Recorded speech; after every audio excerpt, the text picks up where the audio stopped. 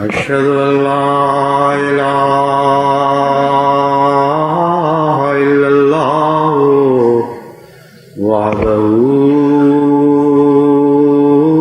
لا شريك له وأشهد أن محمدا عبده ورسوله أما بعد فأعوذ بالله من الشيطان الرجيم بسم الله الرحمن الرحيم الحمد لله رب العالمين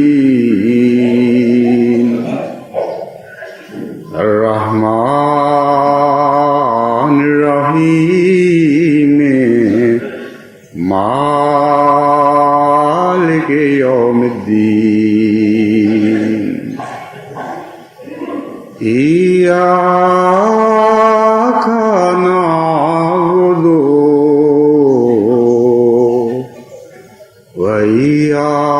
وإياك نستعين اهدنا الصراط المستقيم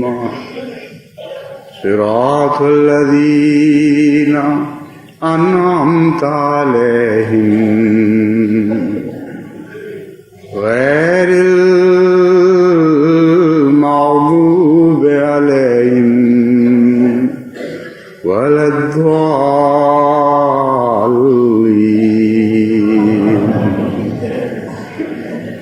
لكل وجهة هو موليها فاستبقوا الخيرات.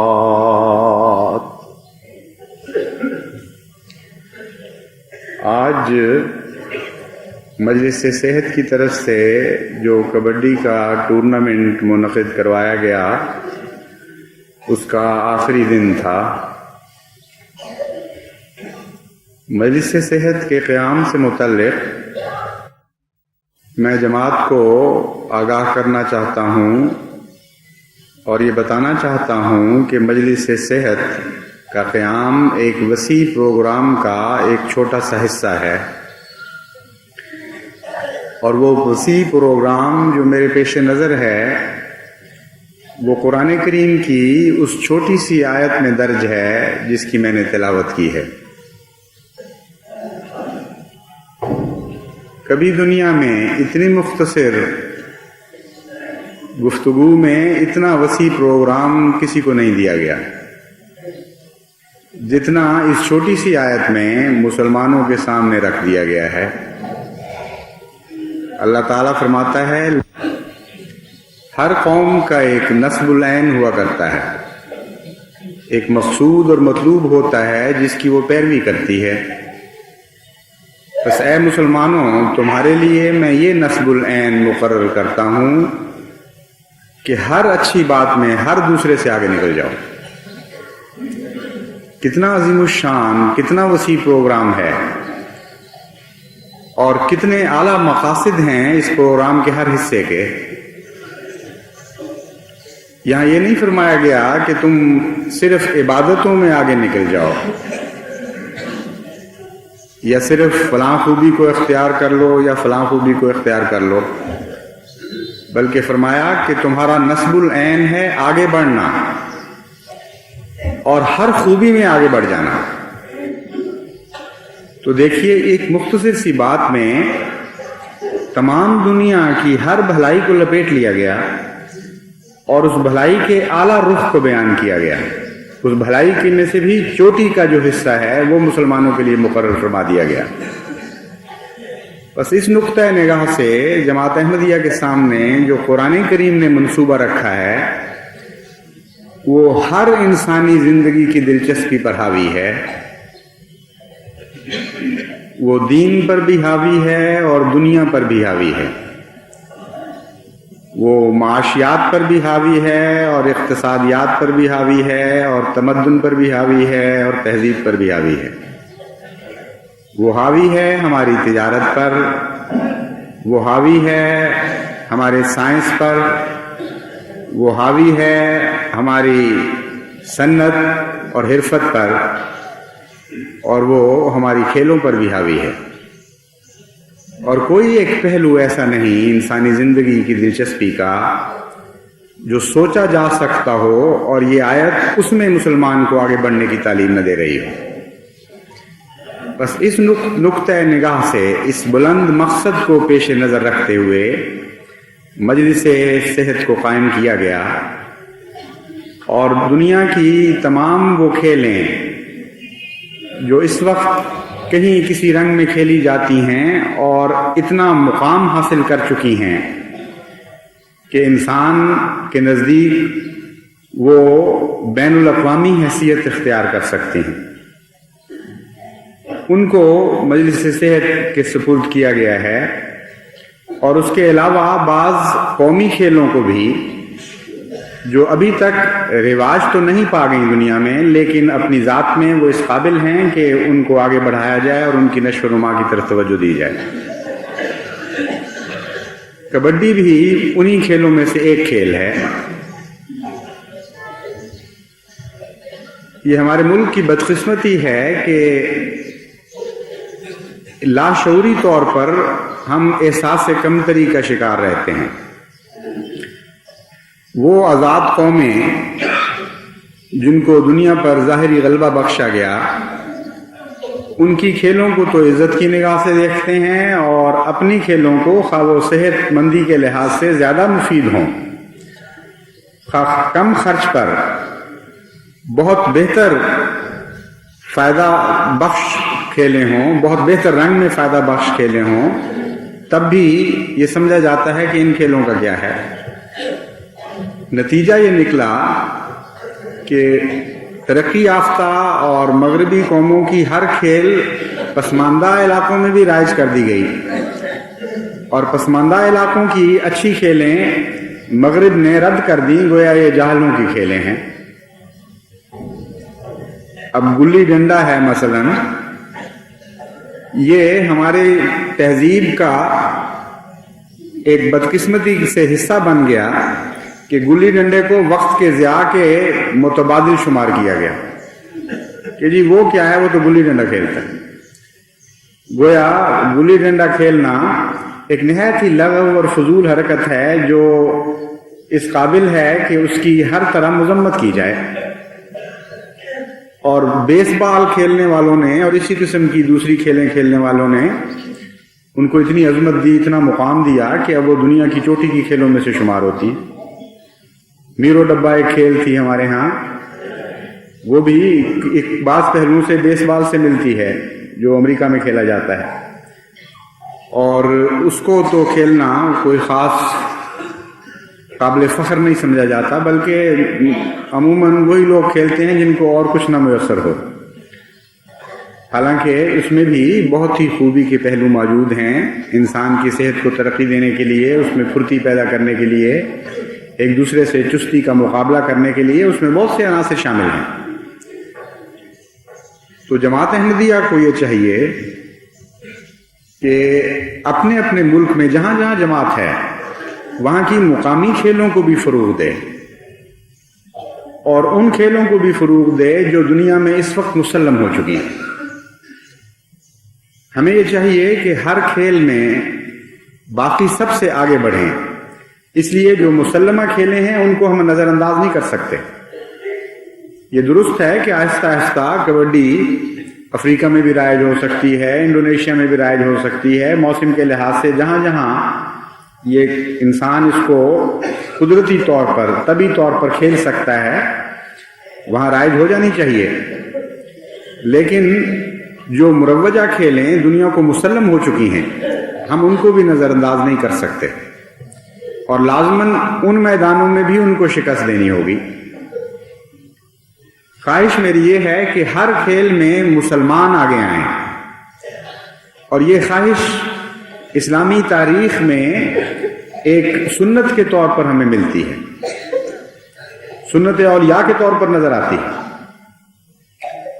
حضرت صلی اللہ علیہ وآلہ وسلم کی تو ساری زندگی فاستبقوا الخیرات کا ایک عظیم الشان نمونہ تھی، لیکن مختلف امت کے بزرگوں نے مختلف ایک چیزوں کو پکڑا اور ان میں بھی ایسے ایسے نمونے دکھائے جو تاریخ کا ایک درخشندہ باب بن گئے۔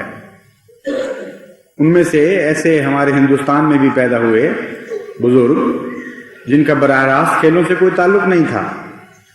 لیکن کسی جگہ سے گزر رہے تھے تو پتہ لگا کہ ایک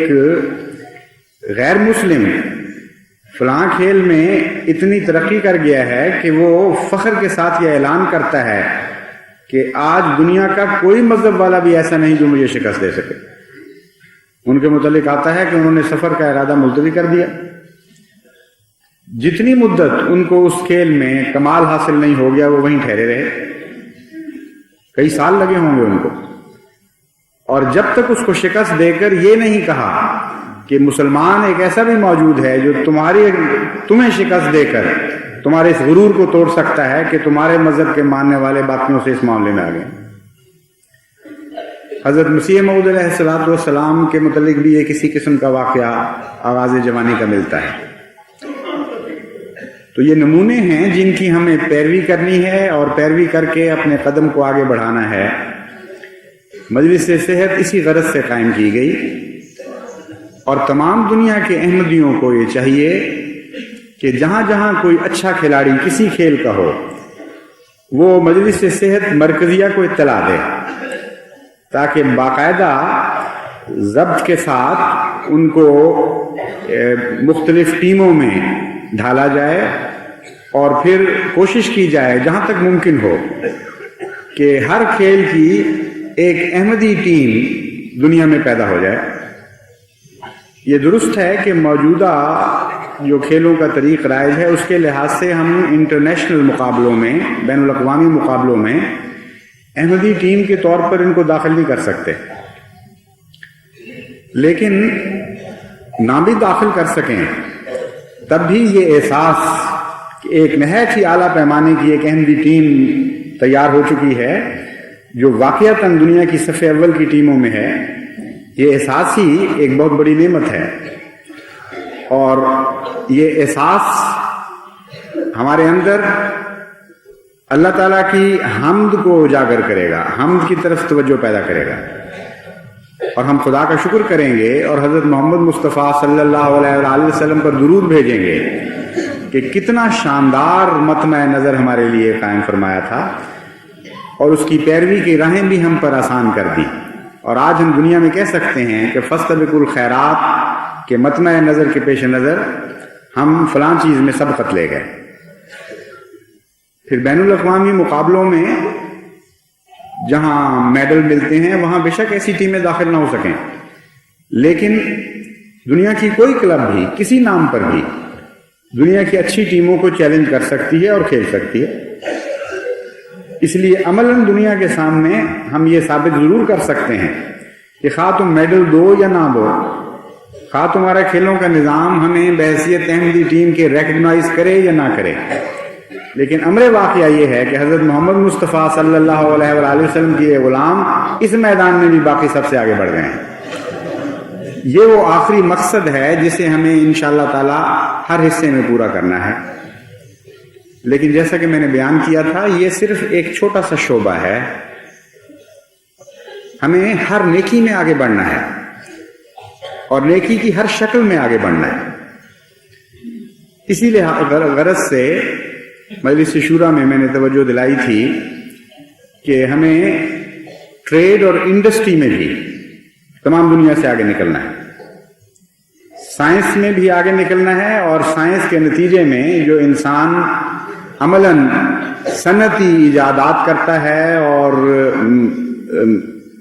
انڈسٹری قائم کرتا ہے، اس میں بھی جماعت احمدیہ کو اللہ تعالیٰ کے فضل سے سب سے آگے نکلنا ہوگا۔ چنانچہ اس کے لیے ایک مرکزی سیل قائم کر دیا گیا ہے فی الحال تحریک جدید میں، اور صدر انجم میں بھی انشاءاللہ قائم کیا جائے گا، پھر وہ مشترکہ طور پر اس بات پر غور کریں گے کہ تمام دنیا کے احمدی صنعت کاروں کے دماغ سے استفادہ کیا جائے، تمام دنیا کے احمدی تاجروں کے دماغ سے استفادہ کیا جائے، تمام دنیا کے احمدی سائنسدانوں کو اس طرف متوجہ کیا جائے کہ وہ صرف نظریاتی طور پر سائنسدان نہ رہیں بلکہ ایسے فعال سوچنے والے اور ہر وقت نئی چیزوں کی ایجاد میں منہمک سائنسدان بنیں کہ جن کی قوت فکر کو جماعت احمدیہ قوت عمل میں ڈھالے اور ان کی ایجادات سے استفادہ کرے، اور ساری دنیا میں جس طرح بعض قومیں مشہور ہیں جاپانی اپنے اعلیٰ فکر اور لطیف فکر کے نتیجے میں، اور پھر اس فکر کے نتیجے میں اعلیٰ صنعتیں پیدا کرنے کے لحاظ سے، اسی طرح امریکن یا یورپ کی دوسری قومیں ہیں، جرمنی ہے جو خاص طور پر ان چیزوں میں آگے نکل آئے ہیں، اسی طرح جماعت احمدیہ کے سائنسدان بھی ایک احمدی سائنسدان کے لحاظ سے ایک نام پیدا کر لیں، احمدی ایجادات پر احمدیت کی ایسی چھاپ ہو کہ جس سے معلوم ہو کہ یہ چیز لازماً اپنی نوع میں سب سے بہتر ہے، اور اس چیز کے لیے لازماً دیانتداری کی بھی بہت ضرورت ہوا کرتی ہے، کیونکہ سائنسدان تو ایک ایجاد پیش کر دیا کرتا ہے، صنعت کار اگر دیانتدار نہ ہو تو اس ایجاد کو ضائع بھی کر سکتا ہے اور آگے بھی بڑھا سکتا ہے، اس کا ایک وقار قائم بھی کر سکتا ہے اور وقار کھو بھی سکتا ہے۔ اور دیانتداری صرف یہی ضروری نہیں بلکہ ہر دوسرے میدان میں ضروری ہے، کھیل میں بھی اسی طرح ضروری ہے، دیانتداری کے بغیر کوئی انسان کسی چیز میں آگے نہیں بڑھ سکتا، تجارت میں بہت ضروری ہے، بس احمدی تجار کو بھی اور احمدی صنعت کاروں کو بھی اور احمدی سائنسدانوں کو بھی اور ہر میدان میں آگے بڑھنے کا ارادہ کرنے والوں کو لازماً اپنے دیانت کے معیار کو بھی بڑھانا ہوگا۔ بہت سے پسماندہ ملک ایسے ہیں جن کو بڑے گہرے اقتصادی نقصان پہنچے ہیں بددیانتیوں کی وجہ سے، بدقسمتی سے ہمارا ملک بھی ان میں سے ایک ہے۔ بہت اچھی ایسی صنعتیں یہاں موجود تھیں کہ جن کے ذریعے تمام دنیا کی منڈیوں پہ قبضہ کیا جا سکتا تھا، مثلا سیالکوٹ میں کھیلوں کی صنعت تھی اور اوزاروں کی صنعت تھی اور ہے بھی، یہ دونوں صنعتیں ابھی تک موجود ہیں، لیکن جس طرح یہ تمام دنیا کی منڈیوں پر قابض ہو سکتی تھیں اس طرح نہیں ہو سکیں، اور میں نے باہر جب جائزہ لیا تو معلوم ہوا کہ اکثر نقصان پاکستان کو تاجروں کی یا صنعت کاروں کی بددیانتی کے نتیجے میں پہنچا ہے۔ بس جب جماعت احمدیہ سے میں کہتا ہوں کہ وہ صنعت میں بھی سب سے آگے نکل جائیں اور تجارت میں بھی سب سے آگے نکل جائیں، اور اس کے لیے مرکز میں ایسے سیل قائم کیے جائیں جہاں ان سب کے تبادلہ خیالات کے لیے ایک مرکز قائم ہو اور ایک دوسرے کے خیالات سے استفادے کا نظام قائم ہو، تو یہ ہو نہیں سکتا جب تک احمدیت کے دیانت کے معیار کو بھی اونچا نہ کیا جائے۔ اس لیے ہمارے سارے تجار کو چاہیے کہ وہ لازماً ایک ڈیووشن کے ساتھ، ایک وقف کی روح کے ساتھ اپنے دیانت کے معیار کو بلند کریں، اور تمام صنعت کاروں کو بھی چاہیے کہ وہ اسی روح کے ساتھ اپنی صنعت کے معیار کو بلند کریں، صنعت میں اپنی دیانت کے معیار کو بلند کریں۔ امر واقعہ یہ ہے کہ اگر ہم محض للہ یہ کریں گے، اگر قرآن کریم کی اس آیت کو ملحوظ رکھیں گے اور اس کی خاطر یہ کام کریں گے، تو یہ درست ہے کہ ہماری صنعتوں کو بھی فائدہ پہنچے گا، ہماری تجارتوں کو بھی فائدہ پہنچے گا، ہماری طباعتوں کو بھی فائدہ پہنچے گا، ہمارے اقتصادیات کے ہر شعبہ اس سے فائدہ اٹھائے گا۔ لیکن اگر مقصود یہ ہوگا کہ اللہ کے حکم کے تابع ہم نے اسلام کا جھنڈا بلند کرنا ہے، تو سب سے بڑا فائدہ یہ ہوگا کہ اللہ ہم سے راضی ہوگا، سب سے بڑا فائدہ یہ ہوگا کہ اللہ تعالیٰ کی طرف سے ہماری کوششوں کو بہت برکت کے پھل لگیں گے۔ اور جب انسانی محنت کے ساتھ اللہ تعالیٰ کی رحمت شامل ہو جایا کرتی ہے تو دنیا کی کوئی قوم اس کو شکست نہیں پھر دے سکتی۔ یہ ایک ایسا عنصر ہے جو دنیا کی تجارتوں میں بھی نہیں نظر آتا، آپ کو ان کی صنعتوں میں بھی نظر نہیں آتا، ان کے علم طب میں بھی نہیں پایا جاتا ہے۔ یہ صرف اور صرف حضور صلی اللہ علیہ وآلہ وسلم کے ان غلاموں کو عطا ہوگا جو خدا کی خاطر یہ کام کرتے ہیں اور پھر دعاؤں کے ذریعے اللہ تعالیٰ سے ہمیشہ مدد مانگتے رہتے ہیں۔ اس کے نتیجے میں اللہ تعالیٰ ایسی غیر معمولی برکتیں عطا فرماتا ہے، اور روزمرہ کے ہمارے تجربے میں ہے کہ عام دنیا کے قانون اس کو نہیں سمجھ سکتے۔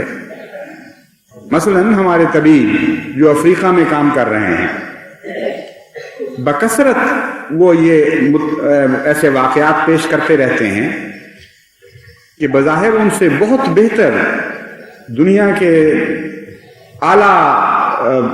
کی اعلیٰ یونیورسٹیوں کے پڑھے ہوئے طبیب بھی وہاں موجود تھے، بظاہر ان سے بہت بہتر ہسپتال بھی وہاں موجود تھے، جن پر کروڑ روپیہ حکومتوں کا خرچ ہو رہا تھا، لیکن بڑے بڑے چوٹی کے مریض جن کو وہاں مفت علاج میسر آ سکتا تھا حکومت کے کرندہ ہونے کے لحاظ سے، وہ ان ہسپتالوں کو چھوڑ کر احمدی ہسپتالوں کی طرف مائل ہوئے۔ ایسے احمدی ڈاکٹروں سے انہوں نے آپریشن کروائے، اور ایسے نوعیت کے آپریشن کروائے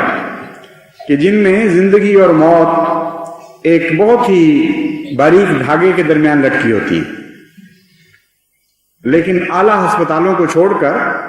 وہ ایک چھوٹی سی کٹیا میں آ گئے جہاں خالی ایک میز پڑی ہوتی تھی اور پوری طرح کے اوزار بھی مہیا نہیں تھے، پوری طرح روشنی کا انتظام بھی نہیں تھا، پوری طرح ڈس انفیکٹ کرنے کا انتظام بھی نہیں تھا۔ انہوں نے کہا جی ہم آپ سے آپریشن کروائیں گے، ہم وہاں سے نہیں کروائیں گے۔ ڈاکٹروں نے بعض دفعہ تعجب سے پوچھا کہ یہ تم کیا حرکت کر رہے ہو؟ انہوں نے کہا حرکت ہم یہ کر رہے ہیں کہ ہمیں اتنا پتہ ہے کہ دنیاوی وجاہت اور دنیاوی سامان تو وہاں ہیں، لیکن شفا آپ کے پاس ہے، کیونکہ جتنے مریض آتے ہیں ہمیں یہی پتہ لگتا ہے کہ جو آپ کے پاس آتے ہیں وہ اللہ کے فضل سے شفا پا جاتے ہیں، جو دوسرے اسپتالوں میں جاتے ہیں وہاں شفا کا یہ معیار نہیں ہے۔ تو دنیا کے کمپیوٹر میں اگر ظاہری اسباب کو ڈالا جائے تو یہ نتیجہ نہیں نکلنا چاہیے۔ کیوں نکلتا ہے؟ اس لیے نکلتا ہے کہ یہاں اللہ تعالیٰ کی رضا کا عنصر داخل ہو جاتا ہے، نیتیں پاک ہیں اور نیک ہیں، اور نیتوں میں خلوص ہے، اور اللہ کی خاطر یہ لوگ وہاں پہنچے ہیں اور اللہ کی خاطر وہاں کام کر رہے ہیں۔ اس لیے اللہ کی رضا کا عنصر جب بیچ میں داخل ہوتا ہے تو کایا پلٹ جاتی ہے سارے نتائج کی۔ یہ چیزیں اتنی تفصیل کے ساتھ ہمارے معاملات میں دخل دیتی ہیں کہ اگر ایک انسان کھلی آنکھوں کے ساتھ مطالعہ کرے تو اس کے لیے شک کی کوئی گنجائش ہی باقی نہیں رہتی، چھوٹی چھوٹی باتوں میں بھی۔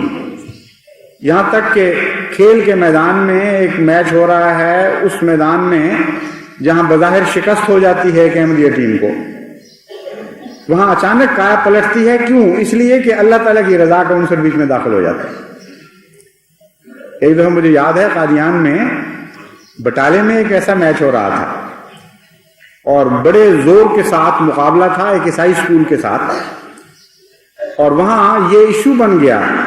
کہ دیکھیں یہ مسلمان جیتتے ہیں یا عیسائی جیتتے ہیں،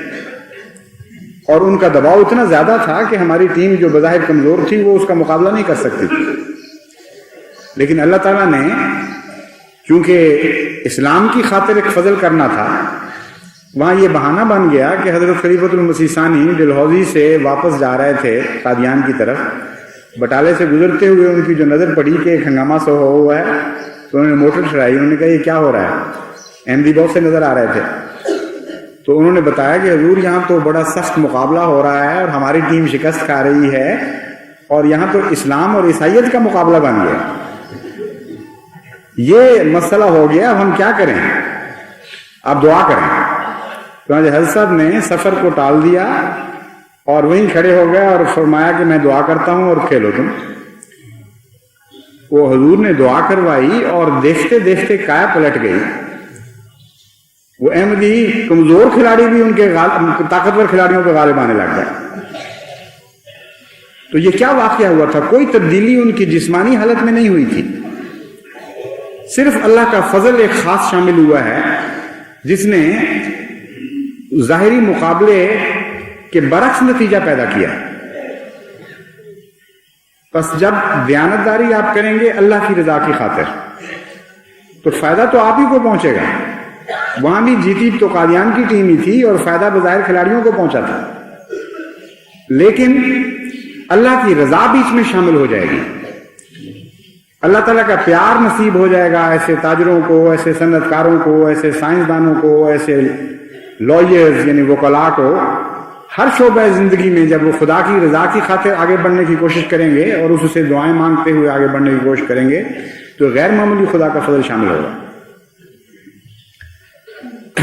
بس اس لحاظ سے نہ صرف یہ کہ یہ کوشش کرنی ہے بلکہ پوری سخاوت کے ساتھ اپنے گر اور اپنے ہنر بھی جماعت کے حضور پیش کرنے. یہ وہ آخری حصہ ہے جس کی طرف میں خصوصیت سے توجہ دلانا چاہتا ہوں. تاجروں میں یہ عادت ہوتی ہے کہ ان کو کوئی گر مل جائے, کوئی داؤ پیچ ملے, کوئی اچھا موقع ملے تو وہ اسے اپنے تک محدود رکھتے ہیں اور کوشش یہ کرتے ہیں کہ کوئی اور اس میدان میں داخل نہ ہو. ہمارے اطباء میں بھی یہ مرض پایا جاتا ہے. لوگوں کو تو شفا دیتے ہیں لیکن اپنے اس مرض کی شفا ان کو نہیں ملتی کہ کوئی اچھا نقطہ ہاتھ آ جائے جس سے بنی نوع انسان کو فائدہ پہنچتا ہے تو وہ دبا کے بیٹھ جاتے ہیں کہ یہ چٹکلا فلاں حکیم سے ہی ملے گا. اسی طرح ہمارے صنعت کاروں میں بھی یہ بیماری ہے, ہمارے دوسرے شعبہ جات زندگی میں بھی یہ بیماری عام پائی جاتی ہے. اس بیماری کے ساتھ فرد کی ترقی کی ضمانت تو دی جاتی ہے بعض صورتوں میں, لیکن قومی ترقی کی کوئی ضمانت نہیں ہوتی بلکہ قومی تنزل کی ضمانت بن جاتا ہے یہ نشان. چنانچہ مشرق اور مغرب کی ترقیات کا آپ مقابلہ کریں یا تنزل اور ترقی کا مقابلہ کریں تو ایک بہت بڑا امر جو کار فرما نظر آئے گا وہ یہی نظر آئے گا. ہمارے ہاں یہ رواج پکڑ گیا کہ جس کو کوئی علم ملا اس نے سینہ بسینہ اپنی اولاد میں چلانا شروع کر دی, اور یہ محاورہ سینہ بسینہ کا سوائے مشرق کے ملتے ہی کہیں نہیں دنیا میں. عجیب و غریب محاورہ ہے اور بڑا فخر سے لوگ کہتے ہیں کہ جی یہ 7 پشتوں سے سینہ بسینہ راز ہماری خاندان میں چلا رہا ہے. وہ سینہ بسینہ تو رہا لیکن ساری قوم کو دفن کر گیا. مغرب نے اس کے برعکس اپنے علوم کو ترویج دی ہے. جو چھوٹا سا نقطہ بھی کسی کے ہاتھ آیا ہے اس نے تشہیر کی ہے, اس کی تمام مغرب کو اس میں شامل کیا ہے. نتیجہ یہ نکلا کہ ہر فرد کی دولت سارے قوم کی دولت بن گئی, اور ایک فرد کی دولت صرف اس کی ذاتی دولت نہ رہی بلکہ ہر فرد نے جو سیکھا وہ بھی اس کو مل گیا, اور جو اس نے سیکھا وہ اس نے دوسروں کو عطا کیا. اس لیے ہر اچھی چیز میں اللہ تعالیٰ نے مسلمان کو سخاوت کا حکم دیا ہے, اور یہ دوسرا حصہ ہے جو خیرات میں ترقی کرنے کے لیے بڑا ضروری ہے. چنانچہ قرآن کریم اس نقطہ کو اس طرح بیان فرماتا ہے, پہلے وَيُقِيمُونَ الصَّلَاةَ وَمِمَّا رَزَقْنَاهُمْ يُنْفِقُونَ کہ مومن بندے عبادتوں کو قائم کرتے ہیں, وَمِمَّا رَزَقْنَاهُمْ يُنْفِقُونَ اور پھر جو کچھ ہم ان کو عطا کرتے ہیں اس سے آگے خرچ کرتے چلے جاتے ہیں. یہ بڑا دلچسپ مضمون ہے, ترتیب بھی بہت پیاری رکھی گئی ہے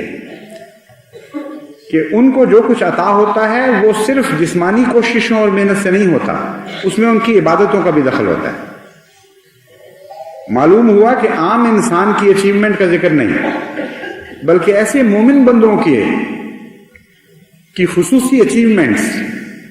یا جو کچھ وہ حاصل کرتے ہیں اس کا ذکر ہے, جن کو جو کچھ عطا ہوتا ہے اس میں ان کی عبادتوں کا بھی دخل ہوتا ہے, یعنی اللہ تعالیٰ کا فضل بھی شامل ہوتا ہے. ایسی سوسائٹی جب قیام صلاۃ کرتی ہے اللہ تعالیٰ ان کو عام بندوں سے زیادہ عطا کرتا ہے, اور جو کچھ ان کو عطا کرتا ہے وہ اپنے تک روک کے نہیں بیٹھ جاتے, وہ آگے اس کو جاری کر دیتے ہیں. حضرت مسیح موعود علیہ الصلوۃ والسلام نے اس کی تفسیر میں یہ عارفانہ نقطہ ہمارے سامنے بیان فرمایا کہ مما رزقناہم میں صرف روپے پیسے کا ذکر نہیں ہے بلکہ تمام صلاحیتوں کا ذکر ہے. اگر کوئی وکیل اچھا ہے, اس کو وکالت کا اچھا نقطہ ہاتھ آیا ہے تو وہ اس سے بھی قوم کو فائدہ پہنچا رہا ہوتا ہے. کسی طبیب کو اگر کوئی اچھا نسخہ مل گیا ہے تو وہ اپنے اوپر روک کے نہیں رکھتا، بلکہ وہ ساری قوم کو اس سے فائدہ پہنچانے کی کوشش کرتا ہے۔ کسی صنعت کار کو اگر کوئی اچھا نقطہ ہاتھ آ گیا ہے تو وہ دوسرے صنعت کاروں میں اعلان کرتا ہے کہ آؤ یہ سیکھو مجھ سے، اس سے بہت فائدہ پہنچے گا۔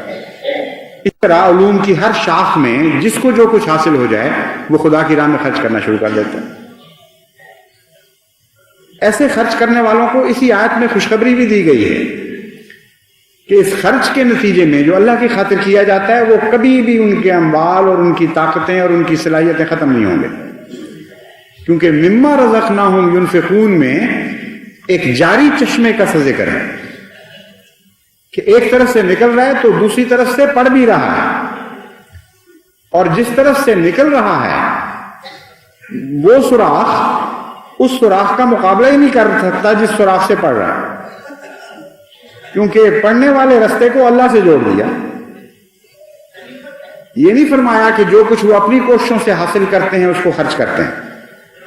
کیونکہ انسانی کوششیں تو محدود ہوتی ہیں، ان کا محصول تو تھوڑا سا ہوتا ہے، وہ خرچ ہو کے ختم بھی ہو سکتا ہے۔ فرمایا مما رزقناہم ینفقون، ہم جو ان کو دیتے چلے جاتے ہیں وہ اس سے خرچ کرتے چلے جاتے ہیں، اور خدا تعالیٰ کے دینے کے رستے تو نہ ختم ہونے والے ہیں۔ اگر انسان تمام کائنات کی طاقتوں کو بھی خرچ کر دے تب بھی اگر ایک طرف سے اللہ سے تعلق قائم ہے تو اس کے خزانے ختم نہیں ہو سکتے۔ کیسی عظیم الشان آیت ہے اور کتنا وسیع مضمون اس میں بیان کر دی گیا مومن کی ترقی کا۔ اور اگر آپ غور کریں تو آن حضرت صلی اللہ علیہ وآلہ وسلم کو جو کوثر عطا ہوا وہ یہی کوثر ہے، یا یوں کہنا چاہیے کہ اس کوثر کی ایک شکل یہ بھی بنتی کہ آپ کے متبعین کو یہ حکم دے دیا کہ جو کچھ ہم تمہیں عطا کریں گے تم نے روک کے نہیں رکھنا، تم نے آگے دنیا میں خرچ کرتے چلے جانا، اور اس بات کے ہم ضامن ہیں کہ تمہارے خزانے کبھی ختم نہیں ہوں گے، کیونکہ ہمارے خزانے کبھی ختم نہیں ہو سکتے۔ بس یہ وہ اعلیٰ مقصد ہے جس کی طرف قرآن مسلمانوں کو بلاتا ہے، اور جس کی طرف قرآن کے اس ارشاد کے تابع میں تمام جماعت کو بلا رہا ہوں۔ میں امید رکھتا ہوں کہ اللہ تعالیٰ کے فضل کے ساتھ وہ اپنے دیانت اور تقوی کے معیار کو بلند رکھتے ہوئے محض خدا کی خاطر دنیا کی ہر بھلائی میں دنیا سے آگے نکل جائیں گے، اور جتنا آگے بڑھیں گے اتنا پھر دنیا پر خرچ بھی کریں گے۔ آپ کی کوئی حد نہیں ہے، آپ تو وہ قوم ہیں جن کے امام کے متعلق حضرت محمد مصطفیٰ صلی اللہ علیہ وآلہ وسلم نے خبر دی تھی کہ وہ ستاروں پر کمندیں ڈالنے والا ہوگا۔ فرمایا اتنی عظیم ہمت والا انسان ہوگا، اتنی بلند جست ہوگی اس کی کہ اگر ایمان دنیا سے اٹھ کر سریا پر بھی پہنچ گیا تو وہ کھینچ کر دوبارہ دنیا میں لے آئے گا۔ بس جس کا امام اس شان کا ہو اور اتنی بلند ہمت والا رکھنے والا ہوگا کہ جس کو محمد مصطفیٰ صلی اللہ علیہ وآلہ وسلم یہ خوشخبری دے رہے ہیں کہ ہاں تو جائے گا اور آسمان کی بلندیوں سے بھی ایمان کو کھینچ کے دوبارہ لے آئے گا، تیرے قدم سریا پر پڑ رہے ہیں، اس کے ماننے والے، اس کے پیچھے چلنے والے ہیں ہم۔ اس لیے لازماً ہمیں اپنے ارادے بلند کرنے پڑیں گے، اور بلند ارادوں کے ساتھ اپنے اعمال کے معیار کو بھی بڑھانا ہوگا۔ اللہ تعالیٰ ہمیں اس کی توفیق عطا فرمائے۔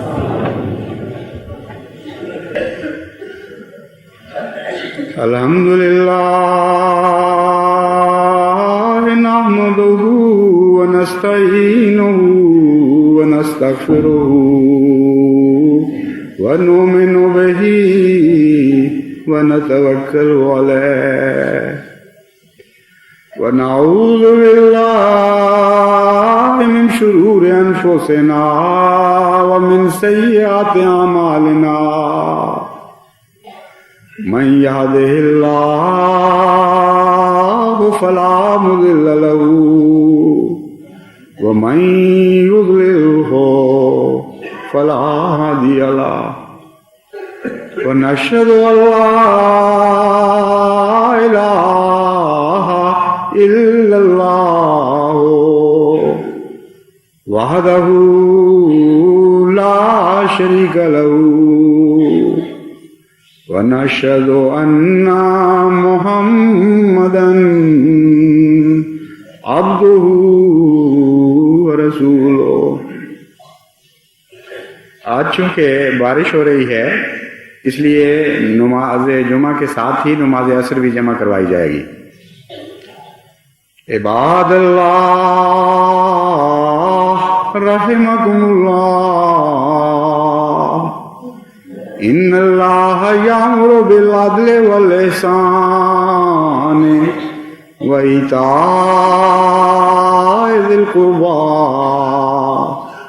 وینہی عن الفحشاء والمنکر والبغی